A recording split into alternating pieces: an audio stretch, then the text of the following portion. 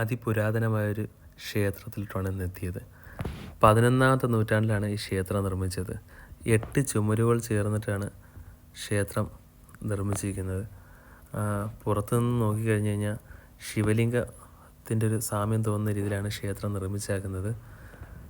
ഇവിടെ എത്തിയത് എങ്ങനെയാണെന്ന് ചോദിച്ചു കഴിഞ്ഞാൽ എനിക്കറിയത്തില്ല. ദൈവം എന്നെ ഇവിടെ കൊണ്ട് എത്തിച്ചു എന്ന് പറയുന്നതായിരിക്കും നല്ലത് കേട്ടാ. ഇവിടെ ക്ഷേത്രം ഉണ്ടെന്നോ അങ്ങനെയൊന്നും അറിഞ്ഞൊന്നുമല്ല ഞാൻ ഇവിടെ എത്തിയത്.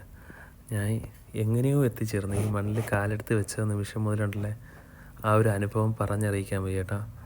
എന്തോ ഒരു ഇത് എന്നെ വിളിച്ച് വരുത്തിയതുപോലെ തോന്നി. ഇവിടെ സിഗരറ്റ് കുത്തി വെച്ചേക്കുന്നത് കണ്ട് എന്താണെന്നോ എനിക്ക് തോന്നി. അതെടുത്ത് കളയാൻ തോന്നി എൻ്റെ മനസ്സിൽ. അങ്ങനെ ഞാൻ എടുത്ത് കളഞ്ഞു. അങ്ങനെ ഇവിടെ ഏതാണ് ശിവൻ്റെ പ്രതിഷ്ഠയാണ്. അപ്പം ശിവലിംഗം ആണിത്. അകത്ത് പ്രതിഷ്ഠയുണ്ട് അമ്പലത്തിനകത്തായിട്ട്. അമ്പലത്തിന് അവിടെ 21.5 മീറ്റർ ഉയരമാണ് അമ്പലത്തിനുള്ളത്. അകത്തേക്ക് കയറി നോക്കാം. അകത്ത് കയറാൻ എന്തെന്ന് അറിയത്തില്ല. ഇവിടെ എത്തിയപ്പോൾ മുതൽ എന്തെന്നില്ലാത്തൊരു സന്തോഷം, അത് പറഞ്ഞറിയിക്കാൻ പറ്റത്തില്ല കേട്ടോ. ഒരു മനസ്സിനൊരു കുളിർമ കിട്ടിയതാണ് കാണുക കേട്ടോ.